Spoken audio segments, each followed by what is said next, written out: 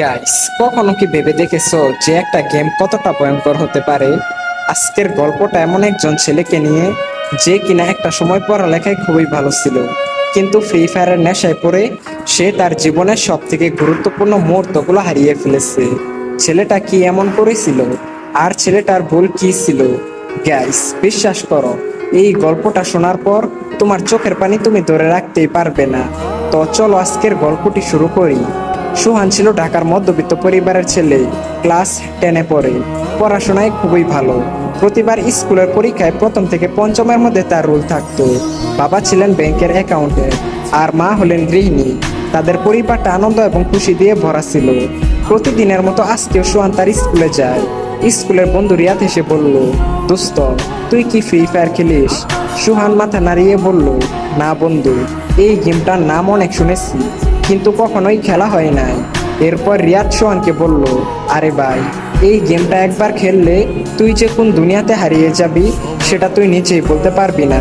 একবার গেমটা খেলা শুরু করলে আর কখনোই ছাড়তে পারবি না। এরপর রিয়াদ নিজের মোবাইলে গেমটা ওপেন করে সোহানকে দেখালো। গেমের সুন্দর লবি, গুলি চালানোর আওয়াজ আর গ্রাফিক্স সব মিলিয়ে সোহানের ভিতরে গেমটা খেলার জন্য এক ধরনের উত্তেজনা সৃষ্টি হয়। তারপর স্কুল শেষ করে বাসায় আসার পর সোহান তার বাবার মোবাইলে গেমটা ডাউনলোড করলো। এরপর থেকেই সোহান মাঝে মধ্যে ফ্রি ফায়ার গেমটা খেলতো। প্রতিদিন আধা ঘন্টা থেকে 1 ঘন্টার মতো গেমের দুনিয়াতে হারিয়ে যেত।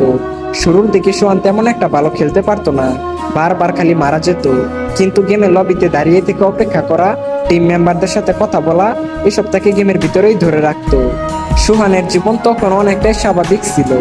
স্কুল থেকে বাসায় আসার পর হালকা পড়াশোনা, পরিবারের সঙ্গে সময় কাটানো, মাঝে মাঝে বন্ধুদের সঙ্গে মাঠে ফুটবল খেলা, এসবই ছিল তার নিত্যদিনের কাজ।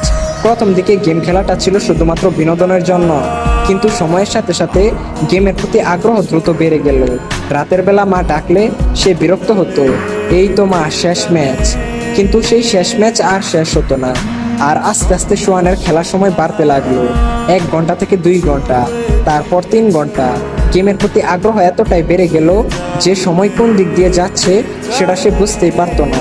প্রথম দিকে সে বলতো কিছুদিন গেম খেলে তারপরে গেম খেলা কমিয়ে দিব, কিন্তু তার কথা মতো না হয়ে গেম খেলার সময় আরো বেড়ে গেল। স্কুলে ক্লাসে সে মনোযোগ দিতে পারতো না। বই খুলে ফ্রি ফায়ারের ম্যাপ দেখতে পারতো, বইয়ের মধ্যে চোখ থাকলেও মনোযোগ পড়াশোনায় থাকতো না। গেমের নতুন আপডেট এবং র্যাঙ্ক স্কোর কিভাবে বাড়ানো যায় সেটা নিয়েই সবসময় চিন্তা করতো।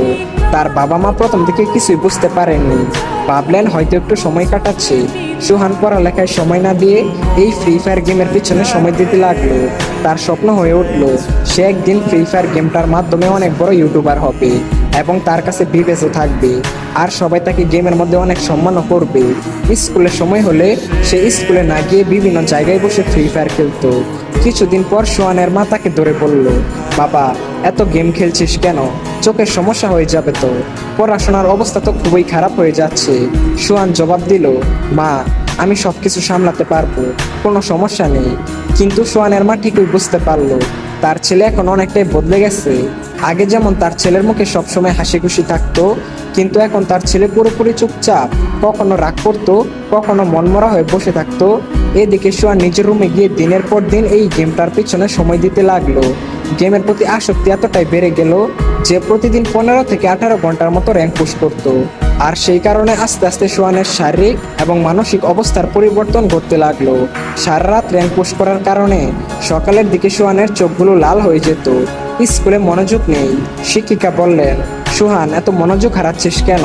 সোহান কোনো উত্তর দিল না। সোহান রাতেও গেমটা খেলতে লাগলো, এমনকি রাত 2টা থেকে 3টায় ঘুমাতো। সোহানের ঘুম কম হতে লাগলো, আর সেই কারণে মুখ ফ্যাকাশে হয়ে যেতে শুরু করলো। আর অতিরিক্ত গেম খেলার কারণে মাঝে মধ্যে সোহানের চোখ দিয়ে পানি পড়া, মাথা ব্যথা, চোখে কম দেখা, আরো বিভিন্ন ধরনের মানসিক সমস্যার সৃষ্টি হতে লাগলো। সোহান এই সব কিছু বুঝতে পেরেও কাউকে কিছুই বলতো না। তোমরা আগেই হয়তো জেনেছো, সোহান একজন মেধাবী ছাত্র ছিল। সে আগে পরীক্ষায় ভালো রেজাল্ট করতো, কিন্তু এখন সে ফ্রি ফায়ারের নেশায় পড়ে আসক্ত। স্কুলের পরীক্ষা কাছে চলে আসলেও সোহান কোনো প্রস্তুতি নেয়নি। তার মন পড়াশোনা থেকে সরিয়ে গেমের দিকে চলে গেছে। এরপর কিছুদিন পর যখন পরীক্ষার রেজাল্ট আসে, তখন সোহানের রেজাল্ট আসলো ফেল। শিক্ষক ডাকলেন তার মা বাবাকে আর বললেন, আপনার ছেলে এখন আর পড়াশোনায় মনোযোগ দিচ্ছে না, সারাক্ষণ ক্লান্ত, মনোযোগহীন। আপনার ছেলের দিকে একটু খেয়াল রাখুন। সোহানের বাবা তার ছেলের এইরকম রেজাল্ট দেখে অনেকটাই হতাশ হয়ে যায়। এরপর সোহানের বাবা তার ছেলের হাত থেকে মোবাইলটি নিয়ে বলল, আজকে থেকে তোর মোবাইল টিপা একদম বন্ধ। সোহান তার বাবাকে বলল, এটা কখনোই সম্ভব না। এরপর সোহান উল্টা তার বাবার হাত থেকে মোবাইলটি নিয়ে তার রুমের মধ্যে গিয়ে দরজা লাগিয়ে দিল। যেই সোহান এক সময় তার মা বাবাকে সম্মান করত, শ্রদ্ধা করত, সেই সোহান এই গেমের নেশায় পড়ে তার বাবার সাথে এইরকম একটা ব্যবহার করলো। সোহানের বাবা তার ছেলের এইরকম আচরণ দেখেও কিছুই বলল না, কারণ সোহানের বাবা তার ছেলেকে অনেক বেশি ভালোবাসত। কিন্তু সোহানের এইরকম আচরণ দেখে সোহানের বাবার কষ্টে বুকটা ফেটে যাচ্ছিল। বস, এটা তো মাত্র শুরু। সোহান গেমের আসক্তিতে পড়ে এমন কিছু কাজ করে যেটা তোমরা কল্পনাই করতে পারবে না। এরপর থেকেই সোহান স্কুলে যাওয়া বন্ধ করে দিল। গেমের ভিতরে তার সাথে নতুন নতুন বন্ধুদের সাথে পরিচয় হতে লাগলো। ধীরে ধীরে সোহান বাস্তব জীবনের বন্ধুর চেয়ে এই অনলাইন বন্ধুদের সাথে বেশি সময় কাটাতে লাগলো। তাদের সাথে ঘন্টার পর ঘন্টা কথা বলতো, আর বাস্তব জীবনের বন্ধুদের সাথে যোগাযোগ প্রায় বন্ধ হয়ে গেল। বাস্তব জীবনের বন্ধুর চেয়ে এই অনলাইন জীবনের বন্ধুই তার কাছে আপন হয়ে উঠলো। তো একদিন সোহান র্যাঙ্ক পুশ করতেছিল, এমন সময় হঠাৎ করেই তার বাসা থেকে কারেন্ট চলে যায়। সোহান এতটাই রেগে যায় যে তার মোবাইলটি ছুঁড়ে ফেলে দেয়, আর তার মাকে গিয়ে উল্টাপাল্টা কথা বলতে থাকে। সোহানের মা সবকিছু সহ্য করে যাচ্ছিল। ওহ সরি, সোহানের ব্যাপারে আরো অনেক কিছুই তোমাদেরকে বলা হয় নাই। সোহানের ভাত খাওয়ার সময় হলে সে চামচ দিয়ে ভাত খেত, এমনকি বাথরুমে গেলেও মোবাইল হাতে করে নিয়ে যেত।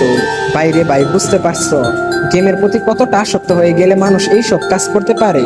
তখনও সোহান ডায়মন্ড কেনার বিষয়ে তেমন কিছু জানতো না, কিন্তু একদিন গেম খেলার সময় সোহানের পরিচয় হলো একজন রহস্যময় ছেলের সাথে, যার নাম ছিল হান্টার এক্স।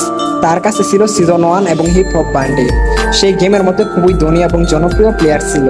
তো সোহান হান্টার এক্সকে জিজ্ঞেস করলো, ভাই, আপনার কাছে এত পুরাতন বান্ডেল কিভাবে আসলো?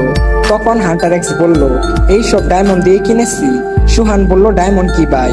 এরপর হান্টার এক্স বলল, গেমের মধ্যে টাকা খরচ করে ডায়মন্ড কিনতে হয়, তারপর ডায়মন্ড দিয়ে এইসব বান্ডিল পাওয়া যায়।